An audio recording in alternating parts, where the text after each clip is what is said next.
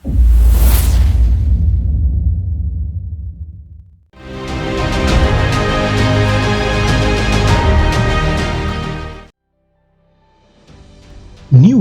ಸ್ತೋತ್ರ ಎಂಬ ಪದ ಕೇಳಿರಬಹುದು. ಸ್ತೋತ್ರ ಎಂಬುದು ಒಂದು ಸಂಸ್ಕೃತ ಪದ. ಇದರ ಅರ್ಥ ಸ್ತುತಿ, ಅಂದರೆ ರೂಪುಗೊಂಡ ದೈವಿಕ ಶಕ್ತಿಯನ್ನು ಅಥವಾ ರೂಪುಗೊಂಡ ದೈವಿಕ ಶಕ್ತಿಯ ಮುಂದೆ ಮಾಡುವ ಪ್ರಾರ್ಥನೆ. ಇಂತಹ ಲಕ್ಷಾಂತರ ಸ್ತೋತ್ರಗಳು ನಮ್ಮ ಶಾಸ್ತ್ರಗಳಲ್ಲಿ ಕಂಡುಬಂದಿದೆ. ಈ ಬಾಲ ಆಚಾರ್ಯರು ಪಠಿಸಿದ ಮೊದಲ ಸ್ತೋತ್ರವೇ ಒಬ್ಬಾಕೆ ಬಡ ಸ್ತ್ರೀಯನ್ನು ಆಗರ್ಭ ಶ್ರೀಮಂತೆಯನ್ನಾಗಿಸಿದ ಪ್ರಸಂಗವು ನಮ್ಮ ಕಥೆಗಳಲ್ಲಿ ಕಂಡುಬಂದಿದೆ. ಇಂದು ನಿಮಗೆ ಅದರ ಪುರಾವೆ ಸಹಿತ ವಿವರಣೆಯನ್ನು ಕೊಡಲಿದ್ದೇನೆ. ಆದ್ದರಿಂದ ಈ ವಿಡಿಯೋನ ಸ್ಕಿಪ್ ಮಾಡದೆ ಕೊನೆಯ ತನಕ ನೋಡಿ.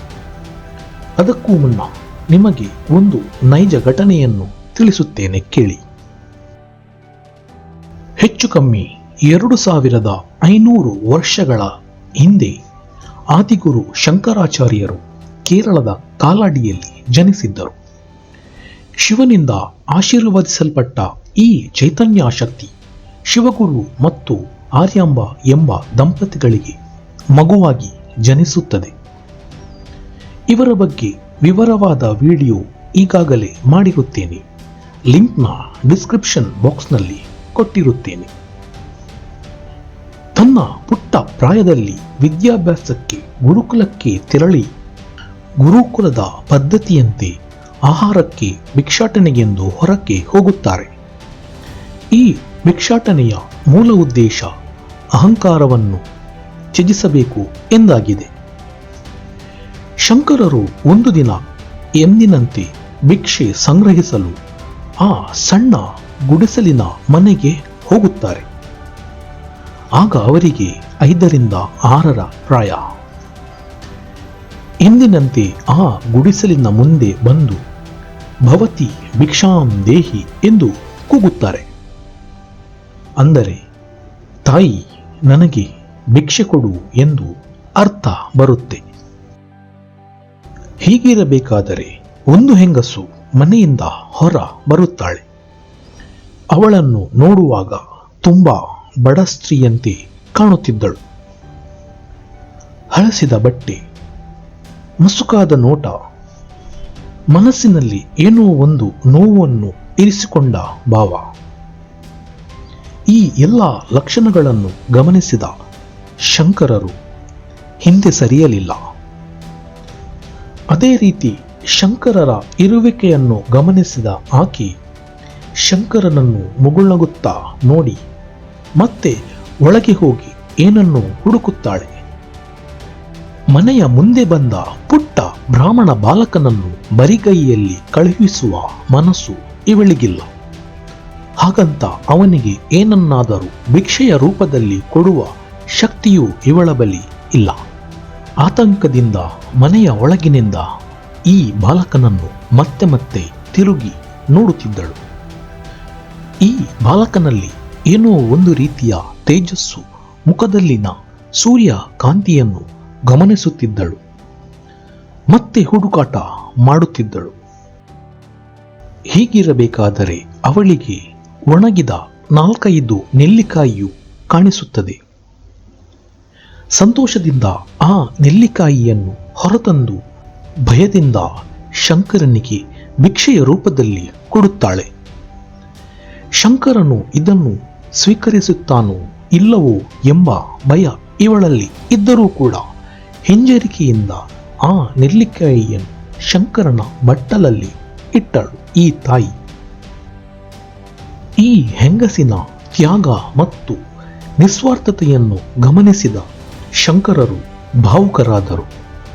ತನ್ನಲ್ಲಿ ಕೊಡಲು ಏನೂ ಇಲ್ಲದಿದ್ದರೂ ಮನೆಯ ಬಾಗಿಲಿಗೆ ಬಂದ ಅತಿಥಿಯನ್ನು ಬರಿಗೈಯಲ್ಲಿ ಹಿಂದಿರುಗಿಸಲಿಲ್ಲ ಎಂದು ಭಾವುಕರಾಗಿ ತಾಯಿ ಮಹಾಲಕ್ಷ್ಮಿಯ ಒಂದು ಸ್ತೋತ್ರವನ್ನು ಪಠಿಸುತ್ತಾರೆ.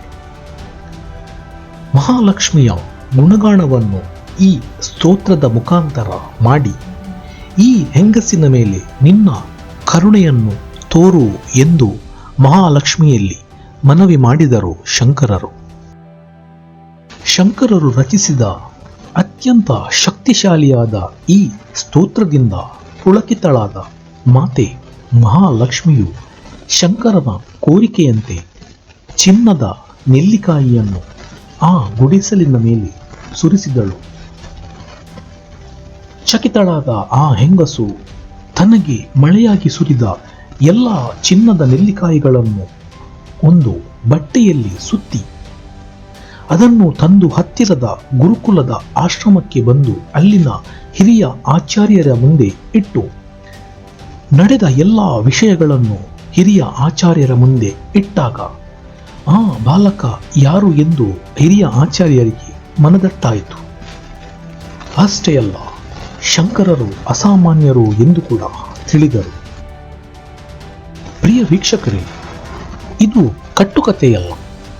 ಹಾಗೇನೆ ಶಂಕರರು ರಚಿಸಿದ ಈ ಸ್ತೋತ್ರವು ಸಾಮಾನ್ಯ ಸ್ತೋತ್ರವಲ್ಲ. ಮುಂದಕ್ಕೆ ಅದನ್ನು ಕನಕಾಧಾರ ಸ್ತೋತ್ರ ಎಂದು ಕರೆಯಲಾಯಿತು. ಕನಕ ಅಂದರೆ ಚಿನ್ನ, ಧಾರ ಅಂದರೆ ಹರಿಯುವ ಹೊಳೆ, ಅಂದರೆ ಹರಿಯುವ ಚಿನ್ನದ ಹೊಳೆ ಎಂಬ ಅರ್ಥವು ಬರುತ್ತೆ. ದೈವಿಕ ಶಕ್ತಿಯನ್ನು ಸ್ತುತಿಸುವ ಈ ಸಾಲುಗಳು ಎಷ್ಟು ಶಕ್ತಿಯುತವಾದದ್ದು ಎಂದು ನಿಮಗೆ ಈಗ ಮನದಟ್ಟಾಗಿರಬಹುದು. ಭಾವಾಂತರದಿಂದ ಬಂದ ಎಲ್ಲ ಮನಸ್ಸಿನ ಕೋರಿಕೆಯು ಫಲಿಸುತ್ತದೆ ಎಂಬುದಕ್ಕೆ ಈ ನೈಜ ಘಟನೆಯು ಜೀವಂತ ಸಾಕ್ಷಿ.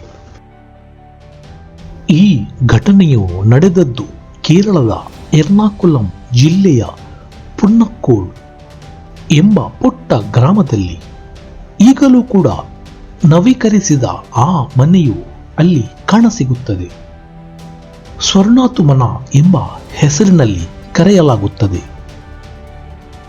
ಪ್ರಿಯ ವೀಕ್ಷಕರೇ, ಆದಿಗುರು ಶಂಕರಾಚಾರ್ಯರು ತನ್ನ 6ನೇ ಪ್ರಾಯದಲ್ಲಿ ರಚಿಸಿದ ಈ ಕನಕಾಧಾರ ಸ್ತೋತ್ರದ ಸಂಪೂರ್ಣವಾದ ಅರ್ಥವನ್ನು ಅನುವಾದ ಸಹಿತ ವಿವರಣೆಯನ್ನು ಮುಂದಿನ ವಿಡಿಯೋದಲ್ಲಿ ತಿಳಿಸುತ್ತೇನೆ. ಒಂದು ಬಡ ಮಹಿಳೆ ಕೇವಲ ಒಂದು ಸ್ತೋತ್ರದಿಂದ ಆಗರ್ಭ ಶ್ರೀಮಂತಿಯಾದ ಅರ್ಥಗಳನ್ನು ನಿಮಗೆ ಅರ್ಥವಾಗುವ ರೀತಿಯಲ್ಲಿ ಸರಳವಾಗಿ ವಿವರಿಸುತ್ತೇನೆ. ಅಲ್ಲಿಯವರೆಗೆ ನಿಮ್ಮ ಪ್ರೀತಿ ಹೀಗೆ ಇರಲಿ. ಧನ್ಯವಾದ.